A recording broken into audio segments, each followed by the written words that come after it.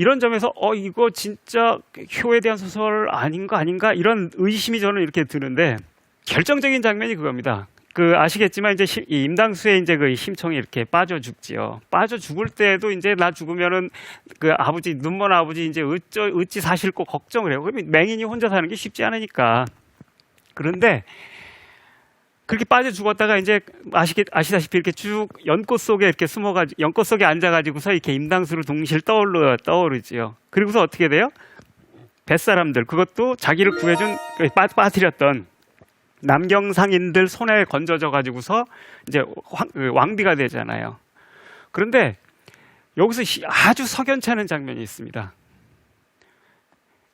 이 임당수에서 이렇게 쭉 이렇게 떠올랐을 때, 여기가 이 소설 판본마다 이 고전소설은 이본들이 많습니다. 이 출판업자들이 막 고쳐 쓰고 한 게 많아서. 근데 판본에 따라서 어떤 판본은 여기가 이렇게 쭉 정신 차려 보니까 임당수더라 압니다. 이렇게 이렇게 내다본 겁니다. 임당수네. 남경장사 선인들이 임당수 당도하여 큰소 잡아 동이술과 각색 과실 차려놓고 북을 치며 재지낸다. 두리둥 북을 그치더니 심낭자의 넋을 쳐들어 큰 소리로 부른다. 심낭자 진원제를 하면서 오고 있는 겁니다. 그래서 그래서 이제 저기 웬 꽃이냐라고 하면서 아마도 심낭자 넋일게다라고 하면서 제사를 지내고 있는 거예요. 근데 이 연꽃이라는 게 뭐 강력한 방음 장치가 된 것도 아닐 건데, 그죠? 방음 장치가 돼서 저 정도 되면 모를 수 없어요. 제사를 지내는데, 그죠? 자기 제사를 지내는데 모를 리 없잖아요. 그러면 어떻게 해야 되겠습니까? 진짜 효녀라면은. 자기 죽으면 아버지 죽으면 아버지 어쩔까 걱정하다 효녀라면 어떻게 해야 돼요? 당장, 아이고, 이거 연꽃 해치고 나가야지.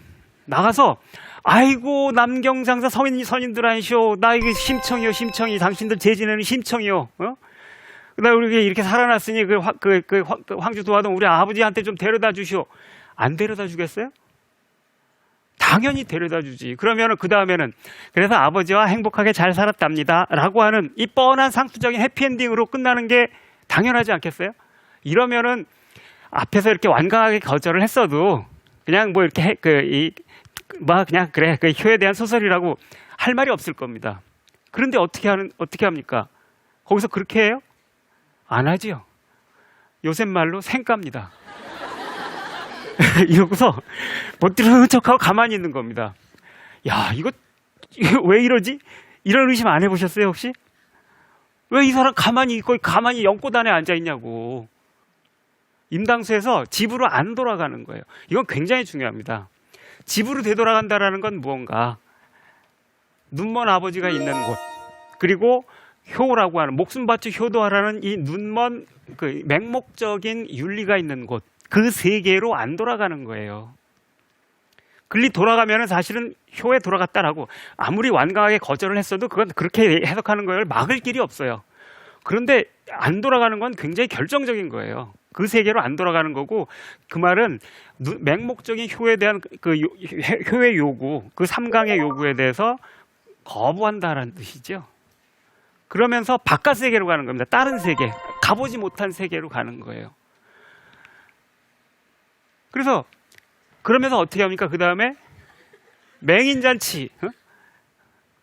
그림 재밌죠? 맹인잔치라는 걸 만들어서 이제 아버지를 보고 싶다라는 이유로 맹인들을 불러내는 거죠. 이거 중요합니다. 자기가 집 안으로 들어가서 그 맹목적인 그 세계 속에 다시 갇혀 사는 게 아니고 눈먼 아버지를 집 밖으로 불러내는 거예요. 눈멀었다라는 건 무언가, 사실 조선시대 가부장제 사회에서 많은 가부장들은 눈멀었어요. 신봉사도 원래는 이렇게 소경이 아니었는데 살다가 이렇게 눈이 멀게 된 사람인데, 신봉사야 뭐 그렇다 소경이라니까 그렇다 치는데, 콩쥐파찌 아시죠? 콩쥐아버지 자기가 재혼한 뒤에 자기 딸내미가 그렇게 고생하는데 아무것도 모르죠. 눈먼 거 아닌가요? 장화홍련의 아버지는 눈먼 정도가 아니에요. 이 장화홍련 아버지는 딸 장화를 죽이는 공범이에요. 살인행위의 공범이에요. 장화가 이렇게 죽은 쥐를 가지고서 와가지고 얘가 애를 뗐다고 와서 이렇게 제취한 그 처가 그러니까 그걸 고스란히 믿습니다. 맹추도 이런 맹추가 없죠. 나중에 대사를 보면 집 밖에 어머니 돌아가서 집 밖 출입을 5년 동안 한 적이 없다라고 하는 이 딸내미가 어디서 갑자기 애가 생겨. 뭐 의심을 한다고 치자고 그래도. 그런데 그러니까 그 다음에 이제 이 딸내미 이 알려지면 집안이 망신이 되게 생겼다. 그러니까 이제 그렇게 딸내미를 없애야 된다라고 하니까 그래야 되겠네 이러면서 동의를 해줍니다. 그래서 야밤에 불러가지고서 외삼촌 댁에 갔다 오라고. 그러니까 장화가 아니 아버지 어머니 돌아가시고 5년 동안 제가 문밖 출입을 한 적이 없사온데 어찌 이 야심한 시각에 거기를 가라 하십니까? 해맑으면 내일 가겠습니다 하는데 아니 어른 얘기하는데 말 대꾸 한다고 거기다 대고 윽박을 질러가지고 그냥 내보내는 거예요. 그래서 죽게 만들어요. 공범 아니에요, 공범. 눈먼 거 있죠, 눈먼 거. 왜 이 가부장제 소경들 그 가장들은 눈멀기 쉬워요. 왜냐하면은 그렇지 않습니까? 이렇게 가부장제 사회에서 밑에 있는 것들, 아랫 것들은 위에 사람 눈치를 계속 봐야 되잖아요. 그러니까 남의 마음을 잘 읽기가 쉬워요. 어디나 마이너한 사람들, 소수자들은 남의 마음을, 힘 없는 자들은 남의 마음을 잘 읽어야 돼. 그래야지 살아갈 수가 있어. 힘 있는 자들은 이거 해. 자기 권한이잖아. 남의 마음을 읽을 필요가 없어. 내 생각만 얘기를 하면 되는 거야. 이래서 눈멀게 돼요. 권위적인 사람들은 대부분 눈먼 사람들이 되기 쉬워요. 여기 딱 그런 걸 보여주는 거야. 근데 여기서 신봉사가 그런 인물이라고 나오지는 않지만 어쨌든 그 눈먼 사람들이야. 신봉사만 눈먼 게 아니야. 그러니까 전국 천지에 눈먼 사람들이 센 거죠. 그래서 이 메인 잔치는 뭐냐면 그 눈먼 사람들을 집 밖으로 불러내는 거예요.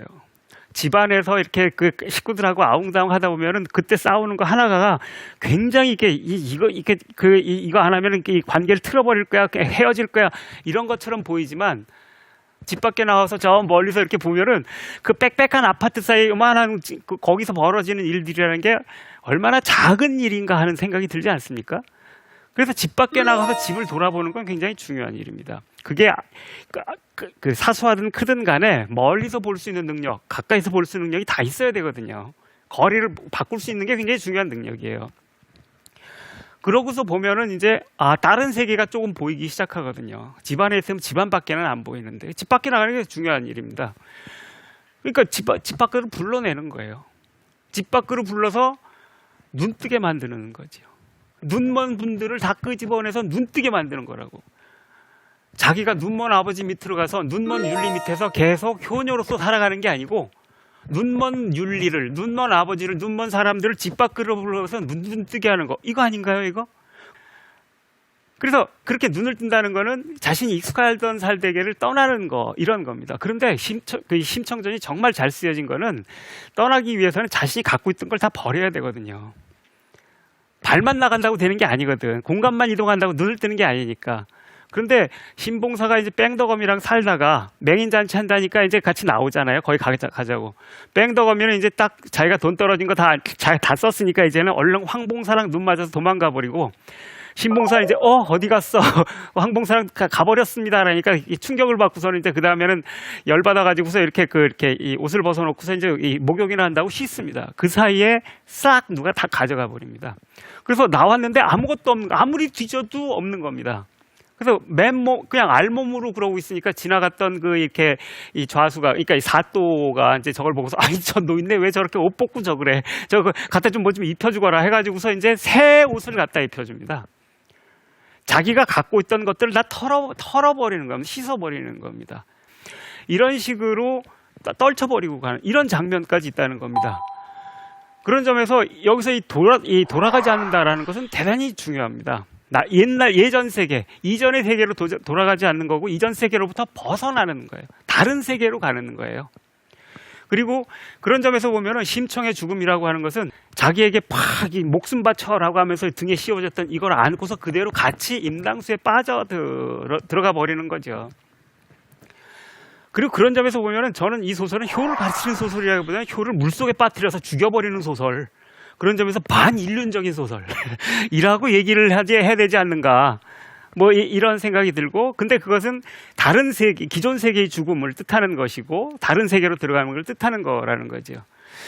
그리고 그런 점에서 보면은 하라는 대로 너무 과잉복종함으로써 그 과잉복종을 통해서 그 요구 자체를 죽음으로 끌고 가버리는 이런 그런 점에서 아까 김사량이라든지 아니면은 그 카프카가 썼던 거 방법하고 굉장히 비슷한 방법으로 윤리를, 그 낡은 윤리를 물속으로 끌고 들어가서 침수시켜서 죽여버리는 이런 소설이라고, 그런 의미에서 반인륜적 소설이라고 이제 얘기할 수 있겠는데, 사실 조금 더 정확하게 얘기를 하면은 효에 대해서 물음을 던지는 소설이지요.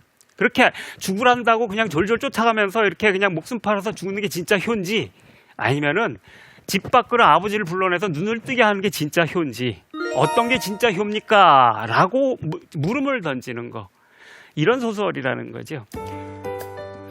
사실 그 예술 작품이나 이런 게 중요한 건 질문을 던지고 물음을 던지는 겁니다. 그냥 안 그렇겠어요? 그렇게 아무리 좋은 윤리라도 윤리와 도덕을 설파하는 문학 작품은 꼰대들 설교랑 다를 바 별로 없잖아요. 재미가 없어. 그 누가 읽어? 옛날에 이렇게 사람들이 봤다라는 거는 꼭 그렇게 다 안 읽었을 가능성이 큰 겁니다.